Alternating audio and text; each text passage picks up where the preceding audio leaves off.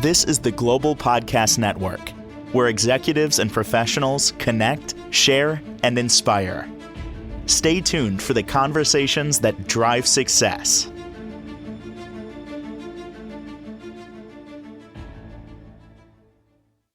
David Hall joining us again today, our CCCO. That's our Chief Clutter Clearing Officer. So excited to have him here again, joining us from beautiful Boca Raton, Florida.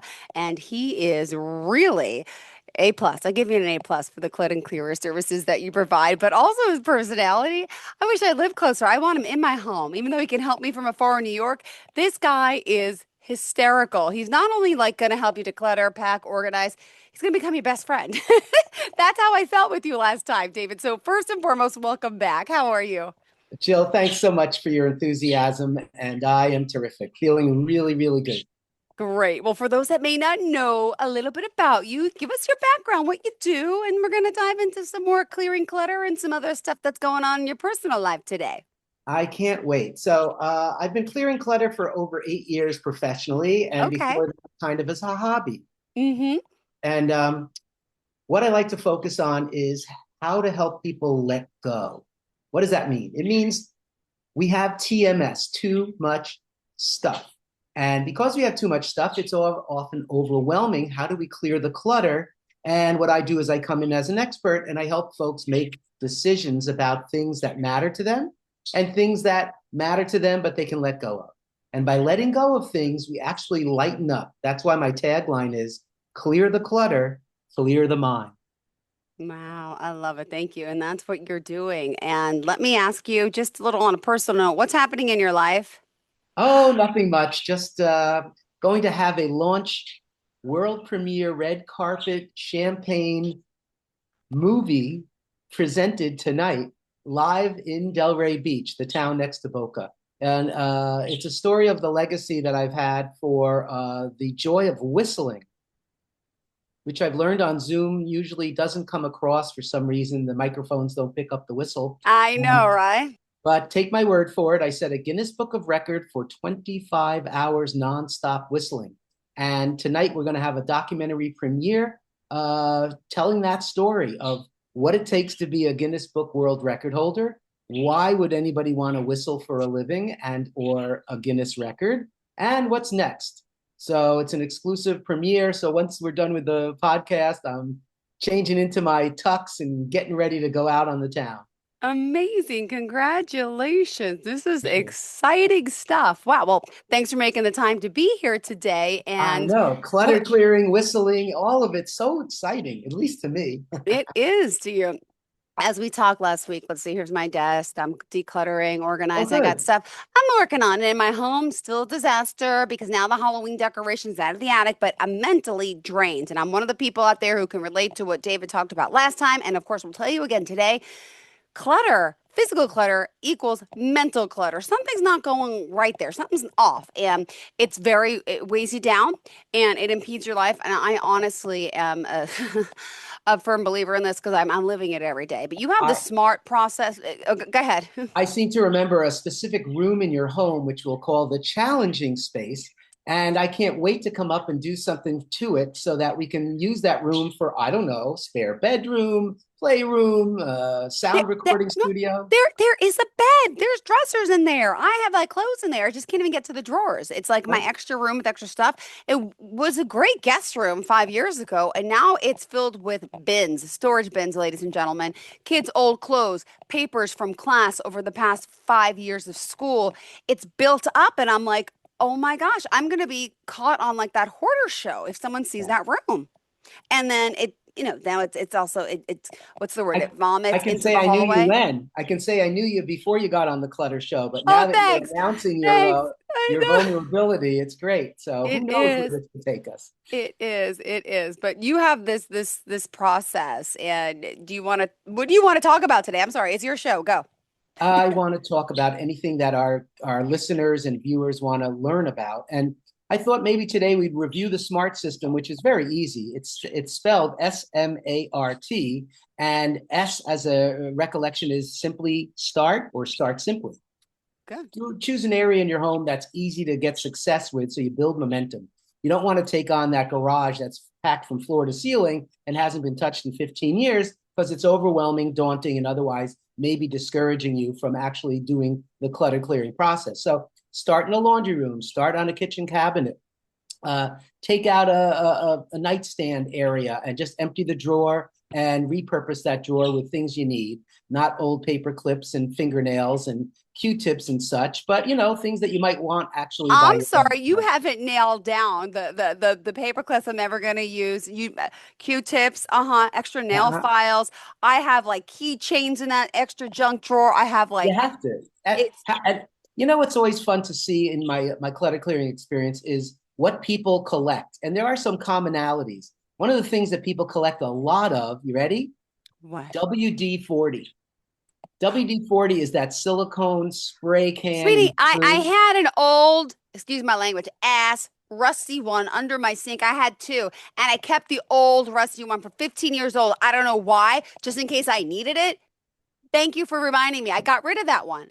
And it shouldn't be rusty because the whole point of the silicone is to get rust, eliminated. I But I just know, noticed I the, know, the I reason know. people have multiples of things is because they can't seem to find the other five when they need it. So they go out and buy another one, or Amazon delivers. So what's the big deal? Another thing people have a lot of is toothbrushes. Now, even if you have a house for 10 and you have 5 guests a week, you still don't need 47 toothbrushes. So I kind of think that we overdo it. Now, toothbrushes don't take up a lot of space, so it's not a tough process to maintain your toothbrush inventory. What is hard to maintain are books. Let's talk about books and paper for a second, okay? Mm-hmm.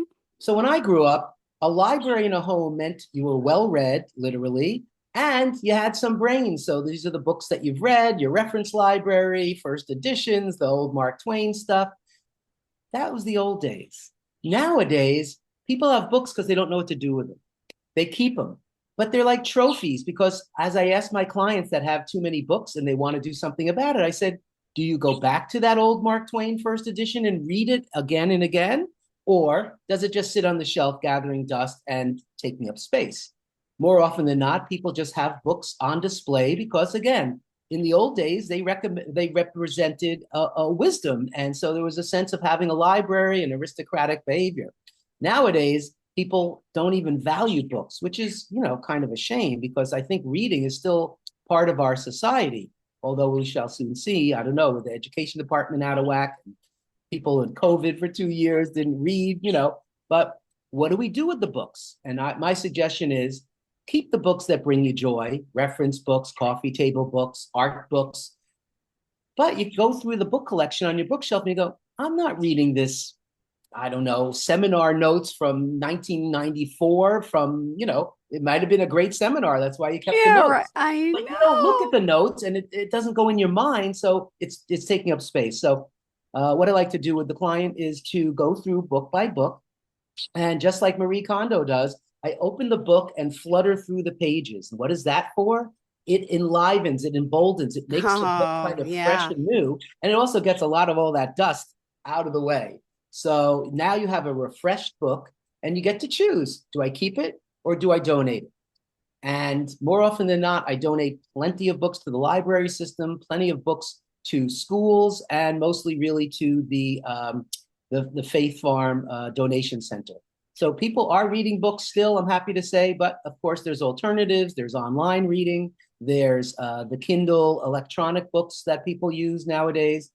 And then there's just people not reading as much as they used to. So books are a valued resource unless they're taking up a lot of room and gathering dust. And when people need extra space in their home, I look to the bookcases as a possibility for consolidating, lessening, and moving on. Jill, what are you doing? You got all Chris, sorts of hand gestures. What's I gotta happening? tell you, I had an itch in my ear, so I had to itch it. And then I'm laughing for two things because you mentioned toothbrushes. My son has this pink, green, and white Target toothbrush.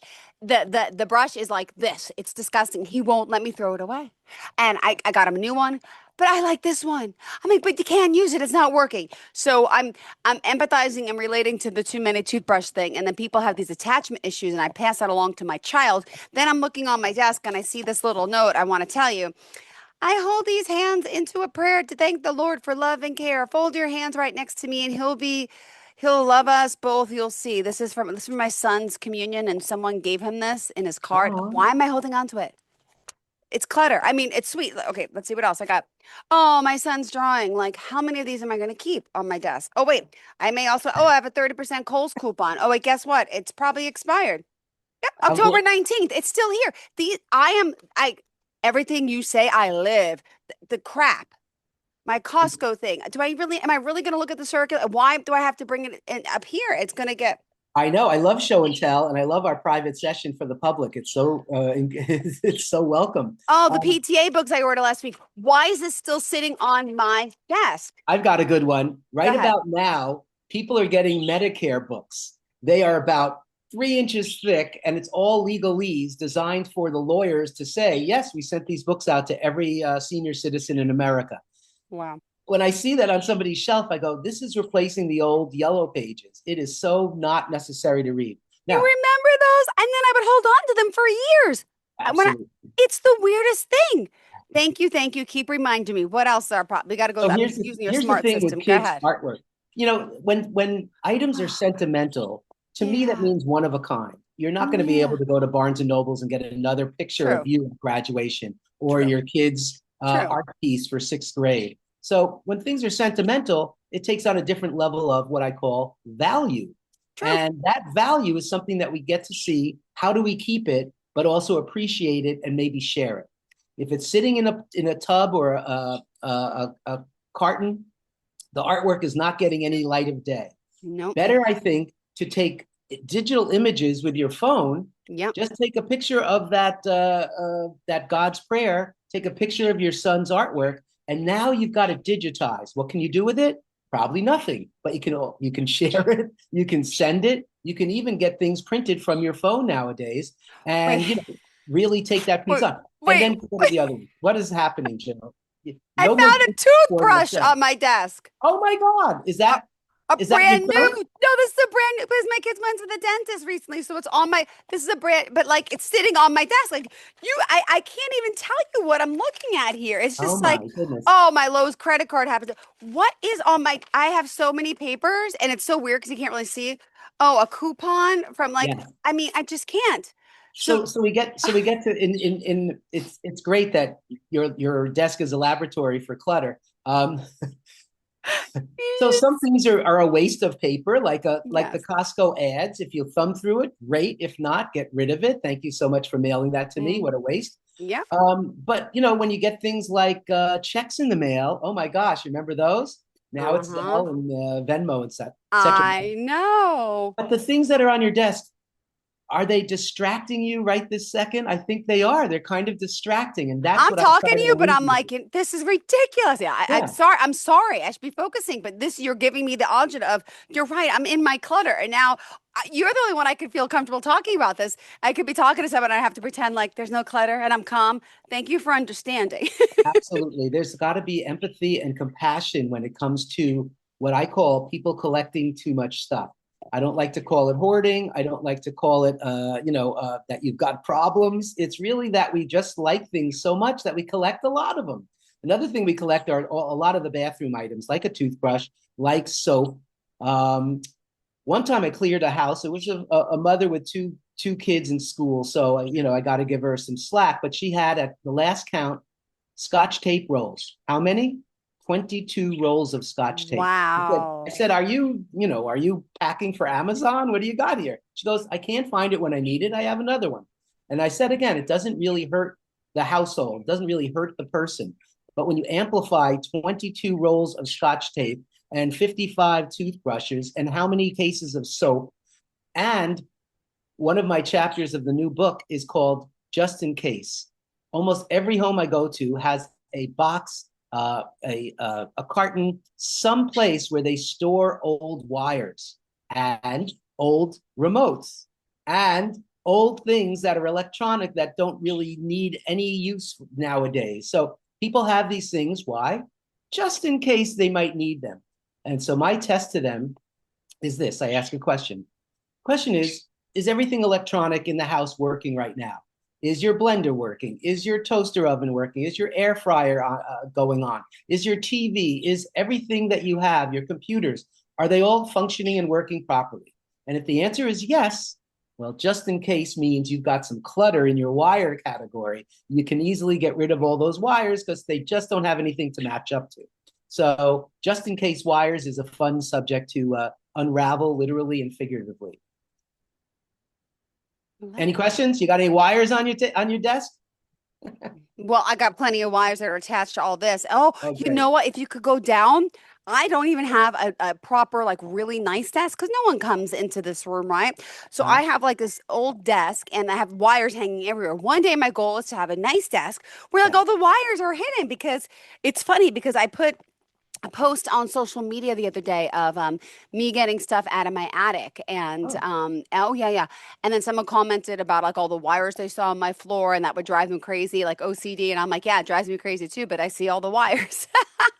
I'm with you, honey. I'm your perfect client is what I I am. love it. I love it. I love it. But you have a good attitude about it. This week, I was working with a client that just has not been out of her house for a year and a half. Now, I work under HIPAA laws, so I would never tell you who the Yes, client of is course, or of what's course. going on, except by example. Her home was filled with empty Amazon boxes. I said, "What are you saving these for?" She goes, I don't know. I thought maybe I'll pack stuff up for my clutter clearing process. I go, well, I can tell you that I will be happy to take these boxes, put them in recycling. And what do you know? We cleared up half the living room floor from empty boxes. For me, a good gig, because that's not a lot of decision making. No, Just no, empty boxes. yeah. But the mindset, the point is the mindset is let me hold on to things should there be an emergency somewhere, someday, I don't know when. And that gives people in general a sense of security. And that's what I deal with my clients. It's not just putting things in a nice wrapper or stacking boxes that are in the garage or in the laundry room or wherever they might be. It's really about helping you understand you can live a full life enriched, beautiful, without as many things. So they're really like props. They're just hanging out to, quote, protect the owner from an imaginary enemy called, I don't know what. But this person has an intention. And I always ask my clients, well, what would you like to happen? What would you like to have happen once we clear the clutter? Turns out this client is an artist. And guess what? Wow. All of her artwork is submarined and underneath piles and piles of stuff that Oh just my has no goodness. value, while her artwork is screaming to come to the surface, which will enrich her from a creative standpoint. So I said, well, that's our goal. We're going to clear out that area that looks like it's supposed to be a dining room and turn it into an art studio. How's that sound? You can imagine the client can't even believe that that's possible. Yeah. But after our first session, we got rid of so many boxes and a lot of donated stuff as well. That our next visit on Friday, couple of days, we're gonna turn that mess into an art studio, and Oh my gosh. she's gonna feel lighter, brighter, and more purposeful. And I and love that's it. that's that's what I take away from clutter clearing. It's not just helping people with their things; it's really helping them with their association with things. Wow, Amazing. that kind of Wow. made sense what I said, Joe. It made a lot of sense. It's amazing, amazing. What else you got for us, David? What Woof, else? this is great. Oh my gosh. Let's talk about Tupperware. How many of us have just a few storage containers? And nowadays we have choices. Not only Tupperware went out of business, I'm sorry to say, after 50 plus years, but there are bottoms and there's tops of Tupperware. So I like to have a fashion show in the kitchen of any client's home, and we match up the bottoms with the tops. It doesn't sound that tricky, but who really spends time doing that? So I come in and we do, we have put on the music, we put You on are, a little excitement, and then we start matching tops and bottoms. And the rule is if the top and the bottom doesn't match after the session, chances are they're not going to match just by magic on their own in the cabinet. So we get rid of things that no longer serve us, like tops that don't have bottoms and bottoms that don't have tops. And then we also learn how to nest things. So when the cabinets in the kitchen are burgeoning open and things are overflowing. falling out, and I all you feel do like you live in my house. This is so creepy, David. I didn't know that you're stalking me. Go ahead. Go ahead. Go ahead. there are no accidents, Jill. This I happens know. for a I reason. know. I Um, know. So I create 20 to 30% more space because I see ways that and solutions of things coming together in a way that's more organized, makes more sense to use, and things that we don't need, let's get rid of them once and for all. I love matching tops and bottoms, and I love stacking things. I also do refrigerators, which is not something I do every day, but I used to. I think it's on YouTube. Uh, I used to do a show called "What's Inside Your Refrigerator," and it would be a an automatic what's the word I'm looking for? Ad lib view of what's inside somebody's refrigerator and how is it stored. So you could see if somebody is healthy. You could see if somebody loves pickles. You could see if somebody is a Dairy Queen lover. All these things, all your personality is exposed by what's inside your refrigerator. And I'd have a fun time with it. And the clients, again, anonymously, were sitting, ashamed in the corner going, I can't believe he's looking at my dried out burnt brown lettuce that's been sitting here for 3 months. But at the end of the day, I like to have the clients feel good about themselves, good about what's in their refrigerator. And I happen to be a little bit of a health nut, so I like people to eat well and not overdo it with too much of anything. Wow. Also, I got to ask you the question about this. Ready? Yeah. Talking about the Tupperware. Tupperware. I have nice Tupperware, whether it's the Tupperware brand or not. It's from Costco. I don't know what brand it was. Still wrapped new, about 5 years old, like in plastic. Mhm. And I'm not using it. I'm using like the Chinese soup containers and the stuff when I take home from a restaurant, those cheap containers. Why can't I just throw that away? That is a problem. So you bring up a great point about things that are purchased and are unopened. I find that a lot in women's closets. I guess guys' closets too, but not so much. Women's closets have the tags on everything. The tag on the bag, the tag on the dress, the tag on the shoes, the tag on everything. I go, are you planning on using this or are you planning to return it? And the answer is I'm planning on using it, but it's new. I said, let's remove the tags and just make believe that you own it. You bought it. You might as well own it. Get that tag off. Keeping the tag on or keeping the 5 years Costco Tupperwares wrapped up, to me, it means it's a gift for the holidays and you're ready to give it away to somebody. Or open it up, throw out your 3 bad, crusty old ones, even though they're your best friends. And when you do get rid of things, I like to do a ceremony. Thank you, bowl, for providing me with so much nurturing love and food. I now am ready to release you to the universe. And you give that either to donation if it's suitable, or you put it in the recycling if it's plastic, and you get rid of it. Now you open up your new Costco stuff and you go, look at me. I went shopping 5 years ago and I'm just getting around to using this stuff. You have something new, you might as well try it out. The idea that people are saving things for tomorrow, I'm kind of not in that realm. I'm kind of, let's use the good china, let's use the stemware, because what are we saving it for? And the answer is our kids don't really want it. So we're really just saving it because we've saved it all these years. It's kind of a habit, kind of a ritual. But guess what? Using nice china and nice stemware, all of a sudden you feel pretty elegant around the table instead of using Corelware or something else. I got a million of them. You want more ideas? Go ahead. We got a few more minutes. Give me something else. This is amazing. Let's see. Which room of the house? Well, I like to think that the kitchen is the heart of the home. Would you agree? It's really pretty much where Oh, people gather around, absolutely. right? Yes. When people come in, they're bringing Yes. food or something nice or flowers, and you generally congregate around the kitchen. So, what can we do to make the kitchen optimally clutter-free? And the Okay. first answer is clear the counters. Take everything off. And if you have 3 counters or multi-counters, do one at a time. Don't overwhelm, but take everything off the counter. Wash it down, soap and water or whatever it is that you like to disinfect. Now you've got a brand new canvas. The idea, the game, is to put nothing on it. But that's not so realistic.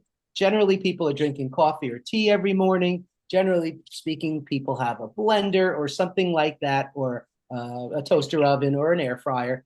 But minimally, place these things in a deliberate manner so that they're not sticking out, that they're not, causing a fire on the upper cabinets if it's a heated item, but not the the jar of utensils. You know what I'm talking about. The spatulas, the flipper floppers, the grabbers. They're in some jar on every kitchen counter, and they don't look that pretty. We think of them as a flower bouquet of utensils, but it's not that Yeah. pretty. It's useful, so you can keep it up there if you're not having guests over, 5 days out of the week. But on the weekend, ditch that stuff and put it in the cabinet. It's not that attractive. Um, Sometimes you put a lot of pots and pans or leave them on the stovetop. Doesn't look that great. I guess if you don't have room anywhere else, sure, that's a solution, but better to have the surfaces clear. Why? Just like the horizon at the ocean, you feel good and calm when you look at the horizon at the ocean. There's something about that clean line. And so I suggest that the kitchen countertops replicate that serenity by having nothing on there to focus on other than where the wall meets the countertop. Oh. What else? I like to think too, look at the top of your refrigerator. Almost guaranteed there's cereal boxes, water containers, extra utensils, I don't know what, but people think the top of the refrigerator is a shelf. And I suggest, again, take everything off the top of the refrigerator, wipe it down, because God only knows how dusty and grimy it is. No offense to anybody who cleans every week, but I'm just saying. It's And true. take everything off the top of the refrigerator and see if you can find another place to stash the cereal boxes. They might look good up there. They might be reasonable for the kids to get to. They might be But oversized Costco, so you can't fit it in a cabinet. But do the best you can to minimize what is on top of the refrigerator, because it's an eyesore. You're looking straight up there and going, look at all that stuff. And the idea in the kitchen is to have the focus be on the host, the food, the beverage, and those beautiful countertops that you spent a fortune on. You might as well display them since they're there. So that's the first step in the kitchen. Kitchens take a while because everything has its place in the kitchen. You have drawers, you have cabinets below, you have cabinets above, and that's a great place to start clutter great. clearing when you get to the advanced stage. You still want to get simply started, start simply. Beautiful. Well, thank you so much for today. That's it. We're Really. running out of time again. We are out of time. Oh my God. We got 2 minutes left, sweetheart. So we got to kind of wrap it up. How do we sum up for today? My goodness. I You would are like to I would like to say as a summary, more than anything about clutter in your home, it's important to get connected with your own self. Stop the beating up. Stop the negative messaging. Stop the I don't have time. Stop the excuses and start believing in yourself. Start believing that a house that's clear of clutter will only benefit you in the short and long term. So by beautifully starting with said. self-love, you can then emanate it out into your Yep. spaces and into your environment. Vid, thank you so much for being here. How do we contact you at A Plus Clutter Clearing? Please tell us. Plus Clutter Clearing. Call me at 561-706-7779 or online at A plus, Plus, A plus clutterclearing.com and on Google business pages at, I don't know, A plus Clutter Clearing. I'm also in the Happy Herald, which is a monthly publication Yes. where I'm the columnist. And Hmm. we got a whole bunch of things going on. Books in the works, whistling recordings, everything's Good. happening. And good All- luck tonight. Congrats again. Okay. We will Thank you so talk much. next week, David. Thank you so much. Bye. This is the Global Podcast Network, where executives and professionals connect, share, and inspire. Stay tuned for the conversations that drive success.